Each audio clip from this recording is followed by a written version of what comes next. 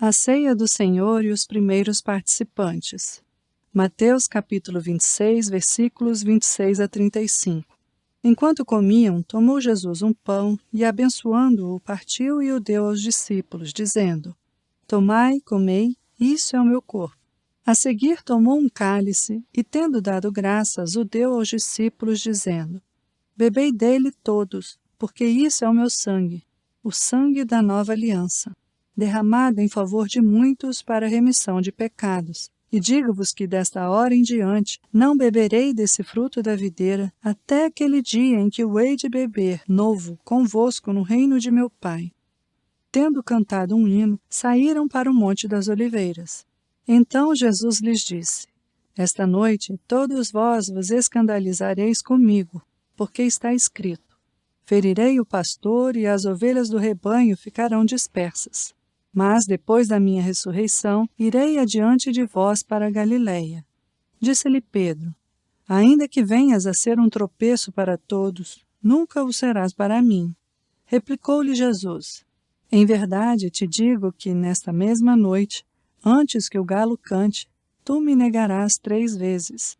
Disse-lhe Pedro: Ainda que me seja necessário morrer contigo, de nenhum modo te negarei. E todos os discípulos disseram o mesmo.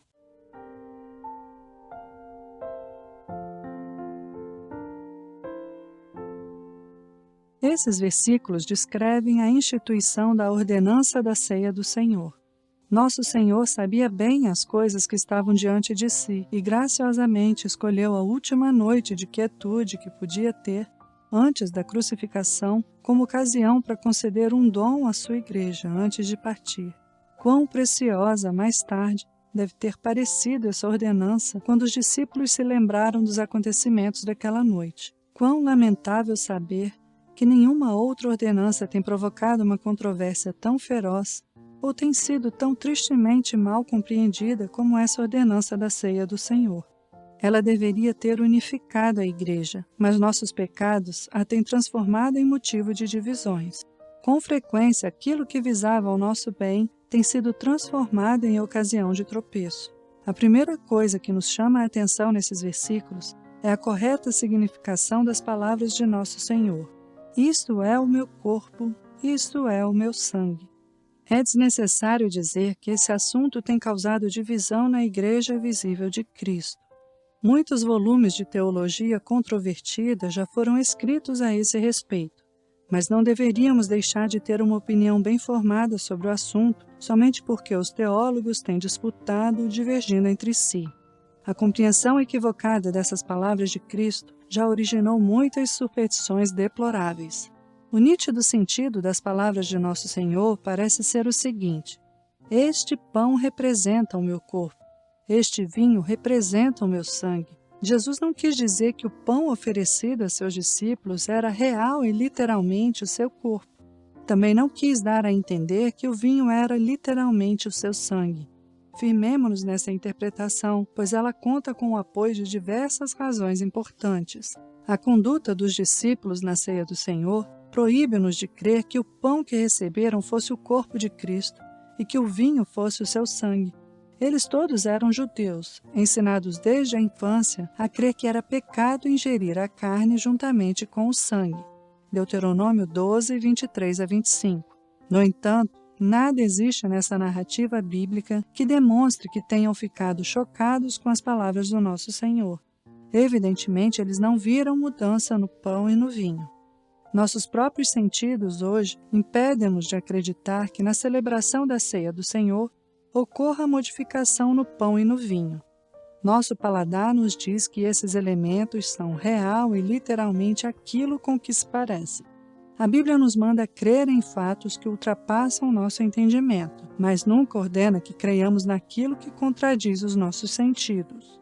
A verdadeira doutrina acerca da natureza humana de Nosso Senhor proíbe-nos de crer que o pão na ceia do Senhor possa ser o seu corpo, ou o vinho seu sangue. O corpo natural de Jesus não pode estar em mais de um lugar ao mesmo tempo. Se o corpo de Cristo pudesse estar reclinado à mesa e ao mesmo tempo ser ingerido pelos discípulos, seria perfeitamente claro que aquele não seria um corpo humano como o nosso. Isso é algo que jamais devemos admitir. nem ao menos por um instante. A glória do cristianismo é que o nosso Redentor é homem perfeito e Deus perfeito. Finalmente, o caráter da linguagem empregada por nosso Senhor durante a ceia torna inteiramente desnecessário interpretarmos suas palavras de forma literal. A Bíblia está cheia de expressões semelhantes às quais ninguém pensa em dar uma interpretação que não seja figurativa. Por exemplo, nosso Senhor fala de si mesmo como a porta e a videira, e sabemos que Ele está usando símbolos e figuras quando fala desse modo. Portanto, não há incoerência em supor que Ele falou em linguagem figurativa quando instituiu a ceia do Senhor. E temos ainda maior direito de assim pensar quando nos lembramos das graves objeções que advêm de uma interpretação literal. Que guardemos essas coisas em mente e não nos esqueçamos delas. Numa época em que as heresias tanto se multiplicam, é bom estarmos bem armados. Pontos de vista confusos e ignorantes acerca do significado da linguagem das Escrituras são uma grande causa de erros doutrinários. A segunda coisa que exige a nossa atenção nesses versículos é o propósito e o objetivo para a ceia do Senhor ter sido instituída. Novamente, esse é um assunto em torno do qual prevalece muita obscuridade. A ordenança da ceia do Senhor tem sido considerada algo misterioso e que ultrapassa o entendimento. A linguagem vaga e floreada com que muitos escritores se permitem abordar essa ordenança tem causado imenso dano ao cristianismo. Nada existe na narrativa original da instituição da ceia que possa justificar interpretações desse tipo. Quanto mais simples for nossa compreensão acerca do propósito dessa ordenança, mais bíblica será. A ceia do Senhor não é um sacrifício. Nela não há oblação, nenhuma oferenda de coisa alguma, apenas nossos louvores, orações e ações de graças. Desde o dia em que Jesus morreu, não há necessidade de qualquer outra oferenda pelo pecado. Com uma única oferta, Ele aperfeiçoou para sempre todos que estão sendo santificados. Hebreus 10:14. Sacerdotes, altares e sacrifícios deixaram de ser necessários quando o Cordeiro de Deus ofereceu a si mesmo. Tais ofícios e instituições chegaram ao seu momento final. Sua utilidade cessou para sempre. A ceia do Senhor não tem poder de conferir benefícios aos que dela participam se essas pessoas não se aproximarem com fé. O mero ato formal de comer o pão e beber o vinho será completamente inútil, a menos que seja feito com um coração reto. Acima de tudo, essa é uma ordenança para a alma já vivificada, e não para aquela que está morta. É uma ordenança para os convertidos, e não para os não convertidos. A ceia do Senhor foi ordenada para ser memorial contínuo do sacrifício da morte de Cristo até a sua volta. Os benefícios que ela concede são espirituais e não físicos. Seus efeitos devem ser procurados em nosso homem interior. Sua finalidade é lembrar-nos, mediante elementos visíveis e tangíveis, ou seja, o pão e o vinho, que o oferecimento do corpo e do sangue de Cristo por nós, na cruz, é a única expiação pelo pecado e é a vida da alma de um crente.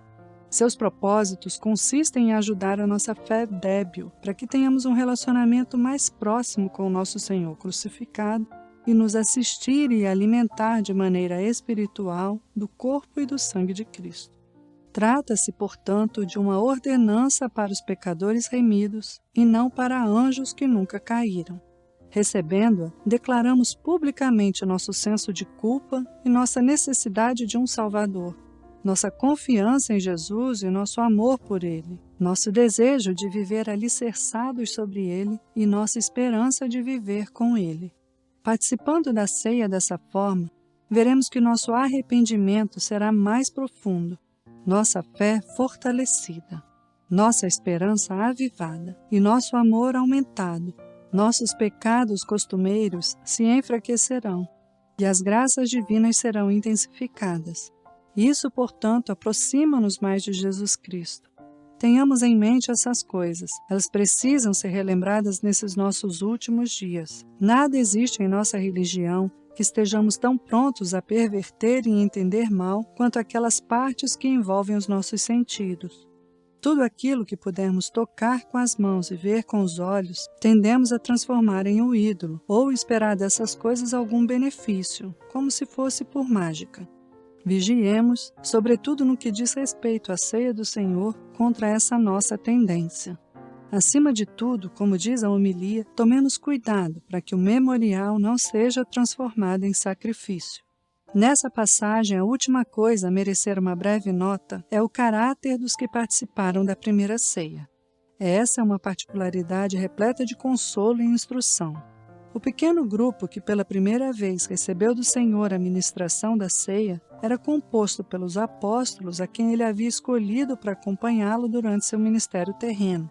Eram homens pobres e iletrados que amavam Cristo, mas eram todos igualmente fracos, tanto na fé como no conhecimento. Eles não compreendiam o significado pleno das afirmações e dos atos de seu mestre. Não conheciam a fragilidade de seus próprios corações. Pensavam estar preparados para morrer em companhia de Jesus. Mesmo assim, naquela mesma noite, todos o deixaram e fugiram. Nosso Senhor sabia de tudo isso perfeitamente bem. O estado real de seus corações não lhe era desconhecido. Mesmo assim, ele não lhes negou a participação na ceia. Há um grande ensinamento nessa circunstância. Ela nos mostra claramente que não devemos impor um grande conhecimento e um grande vigor espiritual como qualificativos indispensáveis à participação na ceia do Senhor. Um homem pode conhecer bem pouco e não ser mais do que uma criança em termos de vigor espiritual, mas não deve, por isso, ser excluído da mesa do Senhor. Esse homem realmente se ressente de seus pecados? Ele realmente ama Cristo? Tem o desejo autêntico de servir a Ele? Se assim for, devemos recebê-lo e encorajá-lo. Sem dúvida, devemos fazer todo o possível para excluir os comungantes indignos. Nenhuma pessoa alheia à graça de Deus deveria participar da ceia do Senhor, mas devemos ter cuidado de não rejeitar aquele a quem Cristo não rejeitou. Não há sabedoria em nos mostrarmos mais estritos do que o nosso Senhor e seus apóstolos. Passemos adiante fazendo uma séria autoinquirição de nossa própria conduta a respeito da ceia do Senhor. Nós nos afastamos dela quando está sendo celebrada? Nesse caso, como podemos justificar a nossa conduta? Não podemos alegar que não se trata de uma ordenança necessária. Dizer isso significa desprezar o próprio Jesus Cristo e declarar que não obedecemos a Ele. Também não podemos alegar que nos sentimos indignos de participar da mesa do Senhor. Afirmar isso é o mesmo que declarar que estamos despreparados para a morte, despreparados para nos encontrar com Deus. Essas são considerações extremamente solenes. Todos os que não participam da ceia do Senhor deveriam ponderá-las bem. Temos o hábito de vir à ceia do Senhor? Nesse caso, com que atitude fazemos isso? Achegamo-nos a ela de forma inteligente e humilde, com fé no coração? Compreendemos, na verdade, o que nos propomos a fazer? Sentimos efetivamente nossa pecaminosidade e nossa necessidade de Jesus Cristo? Desejamos viver uma vida realmente cristã e professar realmente a fé cristã? Feliz o homem que pode dar respostas satisfatórias a essas indagações. Que ele siga em frente e persevere.